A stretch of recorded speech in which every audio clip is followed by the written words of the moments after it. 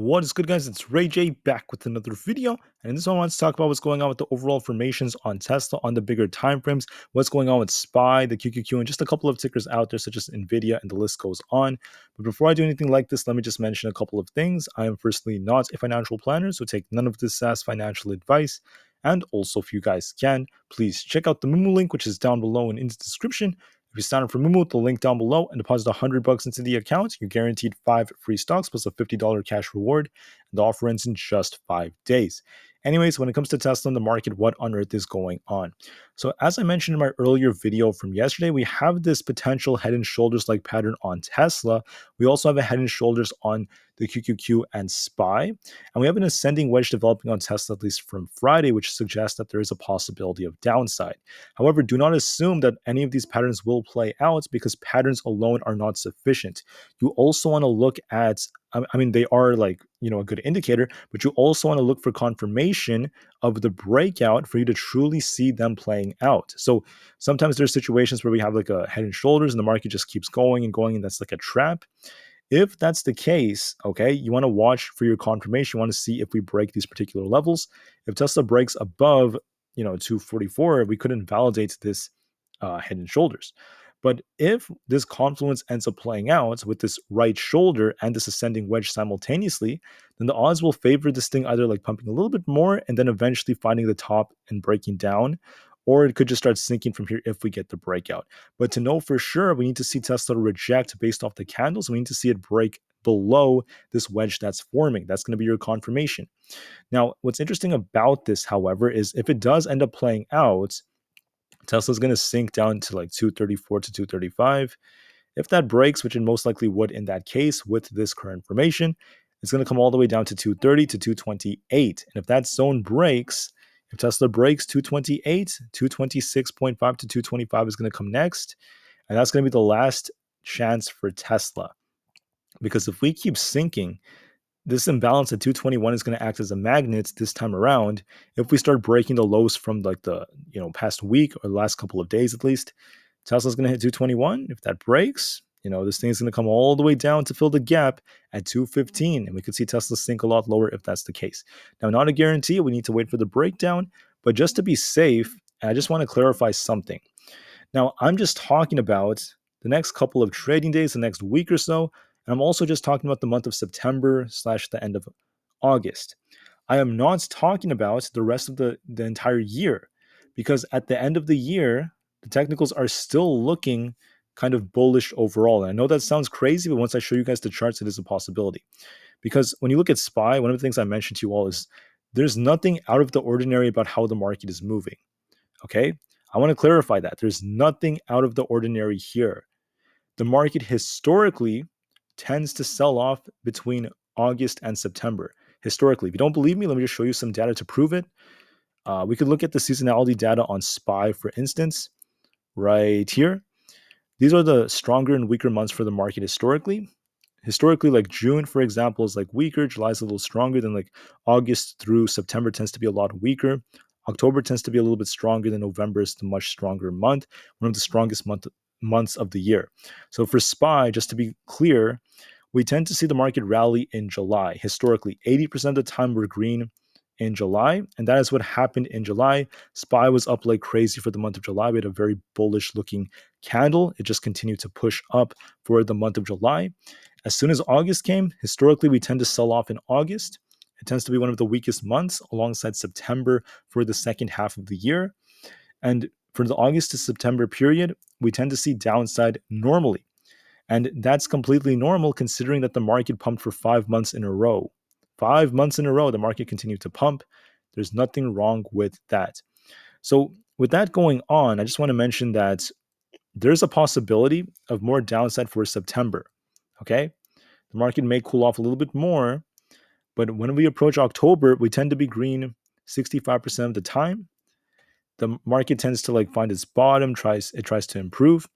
And then going into November, we tend to see a much stronger market as we're green 80% of the time. Remember last year when the market bottomed in October, and then the market started pushing since then. So this is like where our October bottom was. This happened in the very beginning of October. Then the rest of October going into November were quite bullish. And then December was a little bit more bearish with all the like bad news that was coming out, involving like all this stuff. I mean, the list goes on about it, but I'm not going to talk too much about it. But the list goes on. All the bearish news came out for December, which slowed the market down until we got another bullish January to start off the year. But I'm trying to tell you that last year, the market bottomed in October, the very beginning of October. Then the market started pumping for almost all of October going into November. We were super, super bullish. And we're so far following the same trend, a very similar trend historically. So the overall structure of this is still technically more bullish because we're still making higher highs and higher lows. What do I mean by that? Look at this trend on SPY. We have a possible cup and handle forming on the monthly chart. And do we have any catalyst to truly crash the market? The answer is, as of right now, no. We don't truly have the catalyst just yet. Could a new catalyst or black swan events develop? Yes, but we don't have it yet. For that reason, this is looking like a giant cup and handle that is developing. And it could even become like an inverse head and shoulders. And if it does become an inverse head and shoulders, the previous resistance right here at this 420 area, this 420 zones, this zone tends to be where support held up. And there's a chance we could see 420 to 422 on SPY by September if we end up seeing a break below 430 to 431, if there's some kind of bad news, some kind of news about the Fed, high inflation, or if we get some news about the banks, who knows? There's a real risk of this and a possibility. All right. So I just want to be honest with you all. There's still more potential downside. Could the downside develop into something much bigger? It may do that, but there's no true catalyst, major historical, insane catalyst, such as another pandemic or something, to cause the market to crash. So it's just a very healthy pullback, and it's completely healthy because we had 5 green months in a row. Because after this, downside, the market's going to bounce most likely, and then we have the super bullish month of November coming. Not to mention October tends to be bullish too. By November, the market might start squeezing again like crazy. We may get a very strong green candle, just like what we saw in June. It is very possible.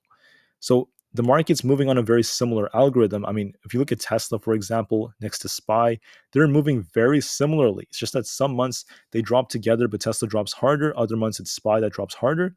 But look how similar they've been moving for the last few months, right? Same thing with the QQQ. Same thing, right? Tesla and the QQQ have been moving almost in unison.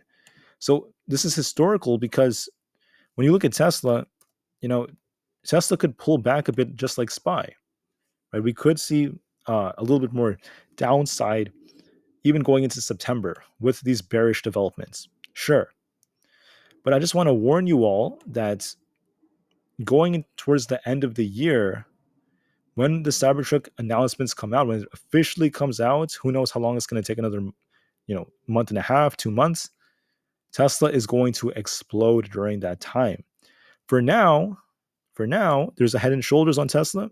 There could be more downside. For the short term, the medium term, yes, there could be downside. But towards the end of the year, when that Cybertruck is truly out, when we get more of them being, distributed, when we get more news about it, and we see other catalysts such as the market pushing, I believe it's going to push Tesla towards the end of this year. I want to be as honest as possible. That is what I'm seeing as of right now. So I know I'm just getting ahead of myself and talking about like the end of the year. For now, we're in a bearish historical month, August through September. We have a head and shoulders on Tesla. It could play out if we end up breaking down. That's going to be a temporary drop down to like the much lower levels. That is completely normal. But notice it's not just Tesla. It's not just Tesla. It's not just SPY. The QQQ also has this head and shoulders like pattern. We're going to be watching 365 to 366. We're going to be watching that level very carefully. This is our resistance right here. We're going to be watching, do we reject off where this next supply zone is going to be? Or do we just keep going? It looks like it may reject unless Aapl breaks out. We'll have to see. But we have a similar formation on the QQQ. Also, when you zoom out, on the QQQ, the same thing is developing as SPY. Basically, we have this like head and shoulders like pattern. So like this, a giant head and shoulders could be developing on the QQQ. It does not mean we have to crash. It just means that we could see a little bit more pulling back in a very healthy manner because the QQQ is also pumping for so long, and it's very healthy for it to pull back like this.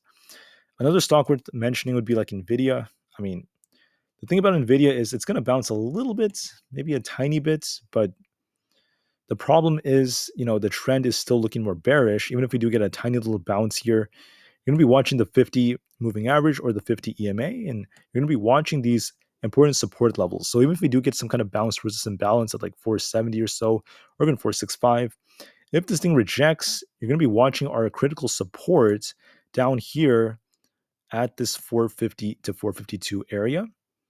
And if that breaks, 446 is the last point of hope for Nvidia because it has a big gap down below into the 430s.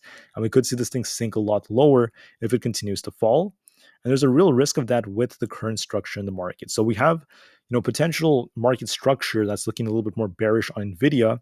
It's looking a little bit more bearish or possibly bearish on Tesla if we get a rejection.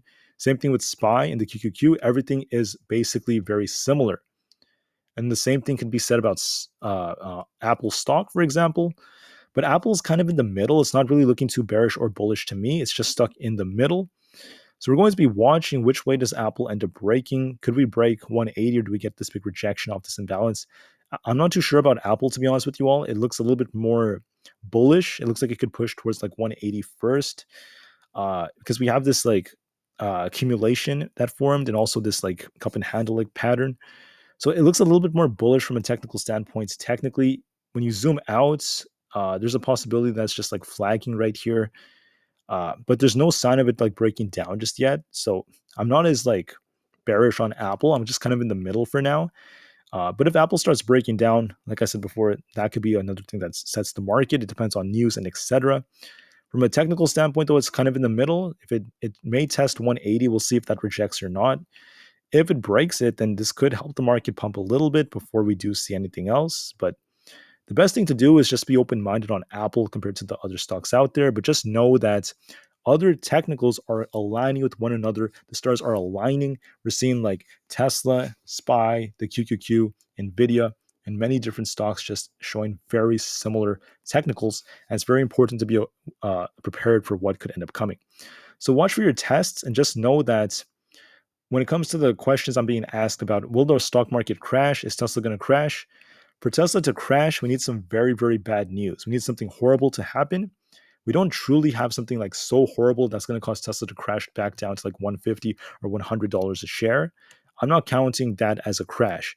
But could Tesla pull back more in a healthy manner for the next month, month and a half? Sure, of course it can. But with this structure, I'm just referring to like the shorter term. The end of the year may be bullish for Tesla with the Cybertruck and all these different catalysts, especially because of the whole market. But for now, we're just going to watch this and just look at what's in front of us right now. It is best just look at the charts on like the medium-term timeframes. You don't always have to look at the much larger ones. You also don't have to look at the really tiny ones. You want to be looking at the medium-term ones, also like the smaller ones when trying to scalp and stuff. But the point is, for now, we might see a very important test on Tesla, and we're going to be watching to see if it breaks out or not. And we're going to be watching to see if we get this rejection for the head and shoulders. And if that happens, it is what it is, right? Our entire analysis could just be adjusted based off of it. And the best thing to do is just be patient and watch and see what the chart tells us. All right. So thank you all so much for listening. I hope you guys have a great weekend. Hopefully this technical analysis video update was helpful for a lot of people out there. Could the market remain bearish? Yes, it can. But the odds do favor a strong end to the year, especially because we have an election next year. And you guys know what happens during years like this. And then on top of that, I just want to remind everyone that my analysis is not 100% done with. It's not just fixated on that one pattern and possibility.